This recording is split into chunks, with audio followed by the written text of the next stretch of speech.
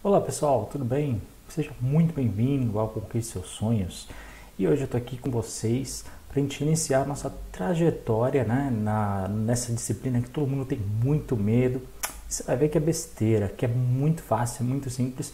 Por quê? Porque eu vou falar tudo aquilo que cai, apenas aquilo que cai na tua prova. Você que quer realizar a tua prova da Enseja, você que está com dificuldade nessa matéria, relaxa, seja bem-vindo. O que você precisa ter antes de qualquer coisa? Uma cadeira, sentar, pegar um caderno, uma caneta e começar a anotar tudo aquilo que eu falar, o que aparecer aqui na tela, tá bom? Então, por quê? Porque tudo que eu falo aqui já caiu em prova. Eu nunca trago questão aqui para vocês, pessoal, que a gente sabe que não vai cair, tá? Essa é a única diferença, por exemplo, que a gente tem aqui, além de todo o conteúdo ser gratuito aqui no Conquiste Seus Sonhos, aqui eu vou falar apenas o que cai no seu edital, tá? Sempre muito atualizado com todas as provas. Então, ano após ano, toda vez que você tiver uma prova e de repente você achar que algum conteúdo foi acrescentado, retirado, não se preocupa que eu atualizo as aulas. Então, a gente vai começar nessa matéria chamada de Ciências da Natureza e suas tecnologias. Bem, se você começou aí a ver o manual que o INEP, né, no Enseja, ou seja, o Ministério da Educação lhe fornece, é muito confuso, né? Falei, Heitor, que matéria é aquela? Relaxa. Na verdade, o que a gente vai ver é aquela ciência antiga que a gente estuda lá na escola, só que eles misturam uns conceitos de história, mesmo dentro da matéria de ciências, algumas coisas relacionadas à física, química, mas sem se aprofundar. Então, o meu conselho para você, tá? Se você fizer o teu caderno tudo corretamente, não se preocupa, porque depois, quando faltar alguns dias para a prova, você só estuda pelo seu caderno e depois, que vai estar completinho, e também pelas questões das provas do Enseja. Você vai ver que vai ser muito fácil, você consegue quase que gabaritar essa prova, tá bom? Então nessa primeira aula, sou o professor Heitor Grilo já agora, só me apresentando, e a gente vai trabalhar um pouco sobre alguns conceitos, tá? Todos importantes, principalmente relacionados à história da ciência. Vamos falar um pouco da sociedade moderna e também da evolução em si, da evolução do ser humano e da evolução de algumas espécies, tá? Você vai ver que eu vou citar algumas coisas e só em poucas delas que eu vou me aprofundar. Então vamos começar. Bom, a ideia de ciência. Essa é uma questão, sempre tem uma questão dessa na sua prova, tá? Então desde o começo fica ligado e anota tudo. O que você tem que saber, pessoal? Primeiro ponto, quando a gente fala de ciência, ela é exclusivamente feita pelo ser humano, tá? Quando a gente faz a ciência, quando a gente pesquisa sobre ciência, quando a gente cria sobre ciência, tudo é um produto da atividade humana. Ela não vem da natureza, tá? É algo que a gente criou, é algo que a gente faz. Basicamente, pessoal, a ciência ela é a intervenção do ser humano, tá? É a pesquisa, é o estudo relacionado a tudo que está ao nosso redor, tá? Então, tudo isso é o que a gente vai ver nessa matéria. E olha, só essa definição de ciência já caiu 2 vezes na sua prova, então fica ligado. O que você tem que saber? Que no dia a dia, pessoal, a ciência ela é utilizada. E o Enseja ele pergunta muito isso, né? Pô, a ciência realmente é importante? De repente a ciência não é tão utilizada. Já caiu a alternativa falando isso. Então você tem que saber, não, a ciência é utilizada o tempo todo. A gente acorda, né? O despertador toca, a gente ouve um som, a gente levanta. Todos os movimentos que a gente faz no dia a dia, vai tomar um café da manhã, vai para o trabalho, se desloca num veículo, tudo que a gente está utilizando, tudo aquilo que a gente está observando são ações do ser humano. Logo, tudo isso, todas as nossas ações do dia a dia é ciência, beleza? Guarda esse conceito no seu coração que vai ser muito importante para a sua prova. Bom, um conceito já inicial que eu quero falar para vocês, que o pessoal tem mais dificuldade, então eu já quero falar logo no começo. Tá? É o movimento dos corpos, né? Como assim? Calma que eu vou te explicar. Então vamos lá. Por exemplo, imagina uma bola. Pega a bola de futebol, de vôlei, a bola que você preferir. Pega uma bola. Quando você joga essa bola, o que acontece com ela? Ela vai para frente, não vai? Você joga no chão e joga para frente. Ela tem a tendência de continuar, certo? Só que por algum motivo ela vai rolando para sempre. Não, uma hora ela para. Então é isso que você tem que entender. Teoricamente, todo objeto, seja ele qual for, eu estou pegando a bola como exemplo. Todo objeto, quando a gente pega, a gente joga, ele tem a tendência de continuar. O nome disso é inércia, tá? A inércia, pessoal, nada mais é esse conceito de inércia quando é a continuidade do movimento. Pô, Heitor, isso é tão óbvio. A gente vai ver que ao longo da história isso não era, não. E você vai entender o porquê. Mas por que a bola para? Bom, tem vários conceitos ali, mas para a sua prova, o que você tem que saber? Primeiro, entre a bola e o chão, ele concorda que ele está encostando? E se você tivesse um microscópio e olhasse ali, você ia ver que existe um atrito, ou seja, o chão meio que impede a bola de continuar aos poucos e a força dela vai diminuindo, diminuindo, diminuindo até que ela para. E, claro, a gente não pode esquecer da gravidade. Todo objeto, pessoal, e aqui falando a gravidade da Terra, ela tem uma força que ela vai puxar todos os objetos para o centro dela, simples assim, tá? Claro, a inércia ela dá continuidade no objeto, mas a força gravitacional junto com o atrito vai puxando para baixo, tá? Por quê? Porque todos os objetos que estão dentro da Terra são puxados para o centro dela. É por isso que a gente não voa por espaço. Por exemplo, você pula na sua casa. Pula aí. Pode pular. Pulou, não é? Concorda comigo que depois que você pula, algo te puxa para baixo e algo te mantém no chão depois? Essa é uma força que a gente não vê, mas que a gente chama de gravidade. Só isso que você precisa saber sobre inércia, atrito e gravidade. Então eu preciso me aprofundar, preciso saber. Não, é só isso, nada de fórmula, nada, é só esses conceitos. Guarda, anota e vamos seguir. Bom, sobre a história da ciência, o que cai na sua prova? Bom, primeiro que você tem que saber que isso que eu falei para você, bem resumido, demorou muitos anos, tá? Só para você ter uma ideia, há 500 anos, isso eu estou falando lá antes, bem antes de Galileu, tá? A gente vai ver inclusive um pouquinho sobre Galileu, mas eles acreditavam, pessoal, que tudo estava em repouso, né? E na verdade eles achavam o contrário, pessoal, que o movimento das coisas era a perturbação do repouso. Olha que doideira, né? Eles achavam o oposto, achavam que na verdade tudo está parado e qualquer movimento era perturbação desse repouso, né? Hoje, esse conceito que eu falei para vocês, que vem desde o século 17, ou seja, 1600 e bolinha, é o princípio da inércia, ou seja, que na verdade é o contrário. Quando a gente tem algum objeto, né, ele dá continuidade até que alguma força puxa. Por exemplo, no espaço, sem nenhum objeto, não existe a Terra daqui a muitos quilômetros, certo? Pois é, se você jogar um objeto no espaço, ele tende a continuar. E até que ele encontre algum objeto, algum planeta, qualquer coisa que tenha uma força gravitacional e puxe para esse objeto, ele continua. Exatamente. Então, se você estiver no espaço, muito cuidado, tá? Se você se desligar ali da estação espacial, você vai embora, tá? Aquelas coisas de filme que o pessoal vai e não para, é verdade. Por quê? Até encontrar outra força gravitacional de algum objeto, ele não para. Olha que doideira. Mas o que você tem que entender, pessoal? Isso é uma evolução, né? O ser humano, ao longo dos séculos, ao longo dos anos, foi evoluindo. E o que você tem que entender? Que para sua prova, e isso pergunta tantas vezes, pessoal, o grande salto da humanidade, o grande pulo que a humanidade teve, qual foi? É o controle do fogo, ou seja, o controle do calor. Heitor, como assim? É verdade. Então, olha, por vários motivos, tá? Antigamente, por exemplo, o ser humano não sabia o que era uma fogueira, não sabia controlar uma fogueira. As fogueiras, o fogo em si, ele era meio que espontâneo, fruto de um raio ou de algum atrito que acontecia em algum lugar. Ele simplesmente acontecia. E aí, quando acontecia, ele aproveitava.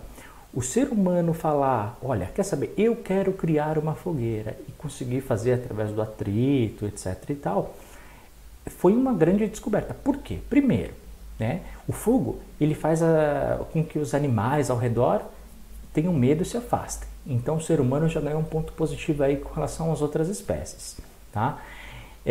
Além disso, quando você faz o cozimento de alguma comida, né, dentro do fogo, você ganha, obviamente, mais sabor, só que você aproveita também os alimentos. Repara, até a criação do fogo, O ser humano comia tudo cru, né? Inclusive carne. E a gente sabe, né? Quando a gente come muitos legumes ou a própria carne em si de maneira crua, a gente não consegue absorver tantos os alimentos. Mas quando a gente cozinha, o que acontece? Os nutrientes que a gente precisa são absorvidos melhor pelo corpo. Então o ser humano conseguiu começar a evoluir dentro dessa questão, conseguiu ficar mais saudável, mais forte, mais resistente às doenças. Pô, bacana, né? Imagina o salto evolutivo só com o controle do fogo. E aí, claro, né? Antes a gente precisava tentar habitar onde o fogo estava e depois que o fogo parava, já era, né? Como é que fazia? Agora não. Quando a gente consegue controlar o fogo, a gente pode definir onde a gente quer viver, né? E o fogo ele começou a ser feito quando bem entendesse, inclusive à noite, né? Que além de tudo, né? O fogo também esquenta, então ajuda a aquecer em regiões mais frias. Bacana, não é verdade? Bom, se você, eu não sei de que época que você é, não sei quantos anos você tem, mas você concorda comigo que a gente já controlou o fogo de várias formas, né? Antigamente a gente tinha muitas fogueiras, as tochas que a gente usava, as próprias velas que muita gente usa e tal. Antigamente, não sei se você já usou ou se seus pais, seus avós já usaram o lampião a gás. Isso também é uma forma, né? E tudo isso, pessoal, vem desde a criação, controle do fogo, até isso foi evoluindo, evoluindo, evoluindo. Se você reparar, pessoal, até o século XIX, ou seja, 1800 ali e alguma coisa, toda vez que a gente precisava iluminar alguma coisa, a gente precisava queimar. É verdade, repara nisso. Antigamente, qual que era, assim, por exemplo, o grande material que a gente usava? A gente tinha dois. Um era madeira, a gente usava para queimar, inclusive fogueiras e tudo. E depois, mais para frente, que a gente vai ver quando, a gente usava muito carvão, principalmente na primeira Revolução Industrial. A gente já vai trabalhar com isso. Mas a grande matéria-prima era madeira e carvão. Então imagina, até o século XIX, pessoal, tanto o carvão quanto a madeira era altamente procurado, tá? Por quê? A gente dependia exclusivamente disso, né, para fazer tudo funcionar. Até pouco tempo, pessoal, até século XIX. Olha que doideira. E hoje? Hoje a gente tem uma grande evolução, né? Hoje, por exemplo, para a gente iluminar uma casa, né, você não precisa de um lampião a gás. O que você usa hoje? Você usa uma lâmpada elétrica. Muito bem, algumas regiões do Brasil ainda não tem, tá? Mas isso é uma outra conversa que a gente vai ter depois. Por quê? Por que é um grande salto hoje? Porque hoje a gente não precisa, você não precisa em cada lâmpada todo dia e ficar colocando pequenos carvões ou pequenas madeiras, né? Acontece uma coisa chamada transformação química. Então através da química, a gente consegue fazer com que uma lâmpada elétrica acenda. A lâmpada, pessoal, toda vez que a gente clica no interruptor, ela liga, nada mais é do que uma pequena reação química. Então eu preciso saber qual que é, como é que é. Não, isso já não vai cair na sua prova, só precisa saber até aí. 2 nomes que esse você tem que saber para a tua prova. E olha, não vai cair quando ele nasceu, quando ele morreu, o que ele fez. Não, só vai cair essas 2 definições. Então guarda, anota no seu caderno, porque vai te facilitar. Primeiro delas, Galileu Galilei, só que na sua prova pode vir escrito Galileu, do jeito que eu coloquei aí para você no PowerPoint, ou seja, com o 1 no final, mas é a mesma coisa, tá? Galileu Galilei é o nome dele, mas, digamos assim, em português é Galileu, tá? Ele basicamente é o pai da ciência moderna. Então, muitos dos conceitos que a gente está trabalhando nascem através dele, ok? E o segundo, o Lavoisier. O Lavoisier, inclusive, tem o nome de um laboratório, né, científico com esse nome. Ele que foi o pai da química moderna, ou seja, essa combustão, essa como reação química, por exemplo, da lâmpada, nasce a partir desse sujeito, tá? Então você tem que saber, pai da ciência moderna, Galileu, pai da química moderna, ou seja, da reação química, foi o Lavoisier. Tranquilo? Guarda essas 2 informações porque ela cai na sua prova. Por fim, pessoal, a sociedade moderna, continua acompanhando que tudo que eu estou falando vai cair na sua prova, tá? Sociedade moderna, pessoal, cada vez mais, você tem que concordar comigo, que a gente usa muita matéria-prima, não é? Por exemplo, petróleo. Todos os países do mundo hoje usam petróleo e há uma sede cada vez mais pelo petróleo, né? Porque o petróleo hoje é a base do combustível, principalmente dos veículos, né? Então, através dele você consegue fazer muito material, muitas outras coisas. Então, inclusive a madeira. A madeira até hoje, tanto é que a gente tem grandes desmatamentos e tudo, porque a madeira até hoje também é usado como esse recurso e muitos outros na natureza, né? Se você fizer uma lista, sentar na sua casa, você vai pensar em várias matérias-primas que a gente utiliza até hoje. E cada vez mais na sociedade que a gente está, essa busca mais acelerada. Bom, por dois fatores. A primeira, pessoal, que a gente tem um crescimento populacional nos últimos anos, tá? E isso, a sua prova cai nesse sentido. Ele vai falar, por que a sociedade moderna precisa cada vez mais de recursos de matéria-prima? Você vai colocar na sua prova alternativa que vai falar, porque está cada vez mais crescendo a população. Tranquilo? Quanto mais gente nasce, mais gente precisa também dessa matéria-prima. Essa é a lógica. E o segundo ponto, as exigências, né, do consumidor. Cada vez mais a gente precisa de uma qualidade melhor, né, dos produtos, a gente quer uma alternativa melhor e isso tudo, essas exigências fazem com que a gente tenha essa procura cada vez mais. A expressão que cai na sua prova, que você tem que saber, é sociedade de consumo. Essa busca por mercadorias o tempo todo, por comprar, etc e tal. A expressão que eles usam é sociedade de consumo. Só para você ter uma ideia, isso é uma questão de curiosidade, entre os anos 70 e 90, pessoal, a população mundial ela cresceu cerca de 18%. Olha só, em apenas 20 anos. É muita coisa, né? E também a produção do lixo, que é fruto desse consumo, aumentou 25%. Ou seja, a gente está produzindo cada vez mais, inclusive lixo, né? E também a população não para de crescer. Então, só que a gente tem um problema com isso tudo. Qual que é? Pessoal, o recurso natural, ele é limitado, ele tem fim, tá? Chega uma hora que não tem mais, tá? Então, essa é uma questão, um problema que hoje a gente vive. Alguns desses recursos estão acabando cada vez mais, fruto dessa sociedade que a gente vive, essa sociedade de consumo. Então, para isso, pessoal, para essa alternativa, isso inclusive pode te ajudar se de repente cair uma questão na sua redação, tá? Se liga. É preciso iniciativas, pessoal, para que essa preservação ambiental ela aconteça cada vez mais, justamente para quê? Para preservar os recursos que a gente tem, tá? Então essas iniciativas elas podem ser públicas, privadas, de ONGs, tá? Cada vez mais a sociedade tem que se unir. Por exemplo, a ideia da reciclagem. A ideia da reciclagem ela nasce justamente desse conceito, né? De preservar recursos, de não produzir tanto lixo, de você utilizar materiais já utilizados em reutilizados, ou seja, aproveitar. Nasce desse conceito, tá? Tentar diminuir a sociedade de consumo que a gente vive. Tranquilo até aqui, pessoal? Então, uma coisa que você tem que também saber, um conceito que não cai, ele despenca nessa prova, é a questão do DNA. É muito simples, não vai cair nada aprofundado, mas o que você tem que saber para o dia da sua prova?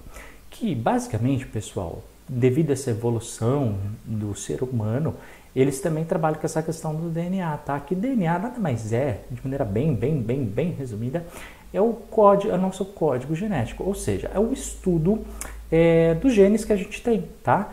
Ele, na verdade, pessoal, quando a gente fala de DNA, a gente está falando de elementos que estão dentro do núcleo de cada uma de nossas células.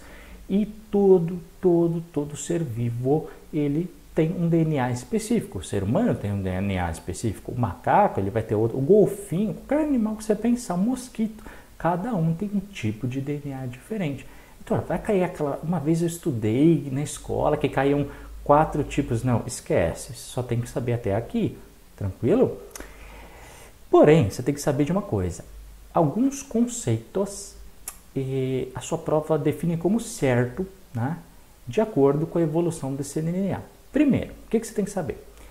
Que, de acordo com as gerações, sejam elas dos seres humanos, dos animais, tudo, existe uma evolução. Ou seja, a gente vai aprendendo com o meio ambiente através de tentativa e erro, né? E os seres vivos mais fortes, eles vão acabar por evoluir cada vez melhor, justamente para adaptar ao meio. Então, primeira regra que você tem que levar, que todos os seres vivos, pessoal, são descendentes basicamente de um ancestral comum.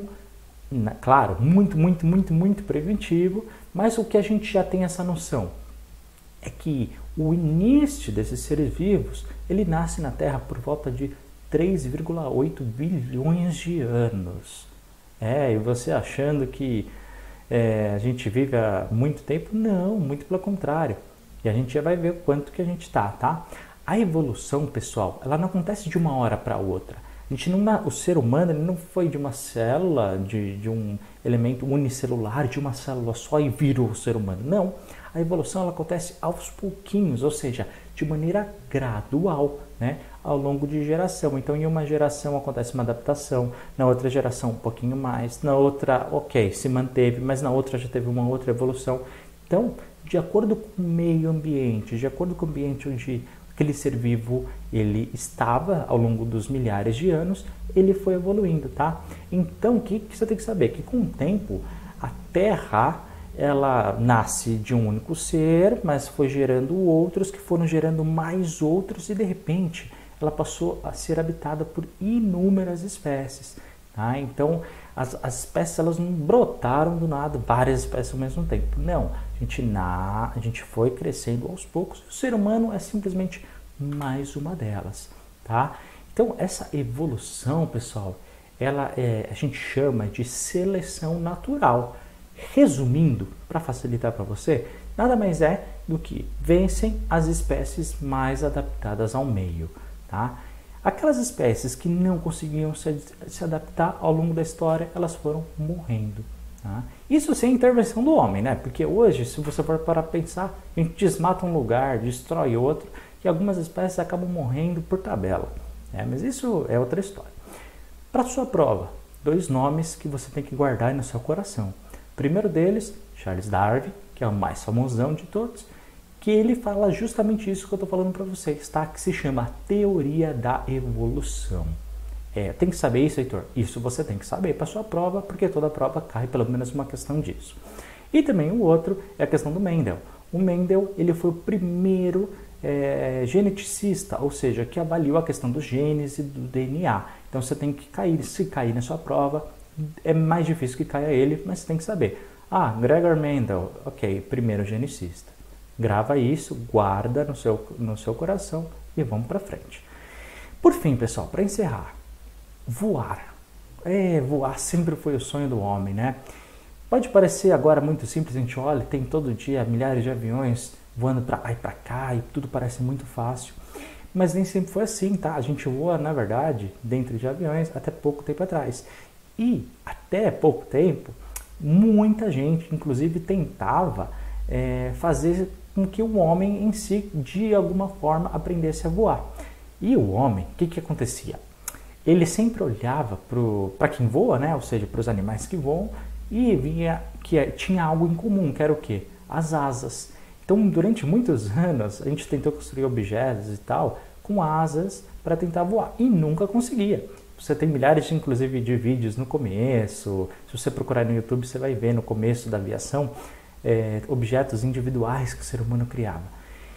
Mas, inclusive, se você olhar para os animais, por exemplo, a gente tem muitos tipos diferentes que voam, né?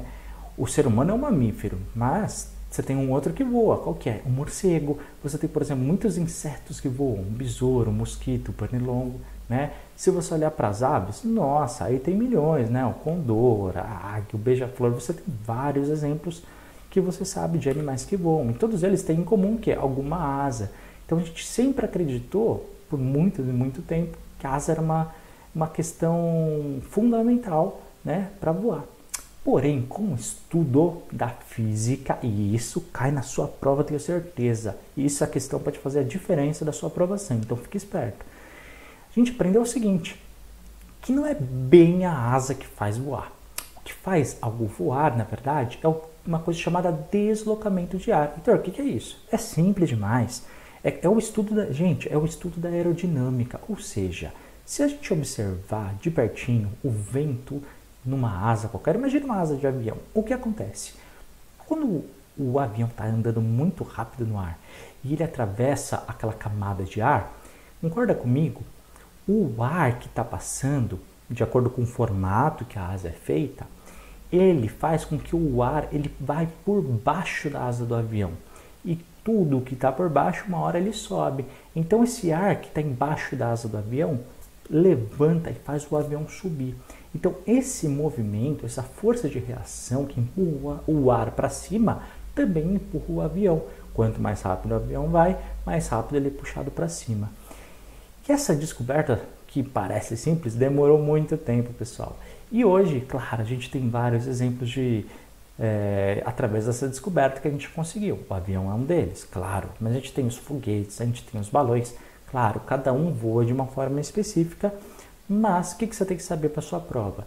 Que duas pessoas foram importantes para isso, tá? Primeiro delas, Leonardo da Vinci, que foi um grande inventor de várias coisas, inclusive muitas coisas que a gente usa hoje é graças a ele, né? Ele foi um grande italiano, nasceu na época da Renascença, então pesquisa sobre ele, que isso é muito importante.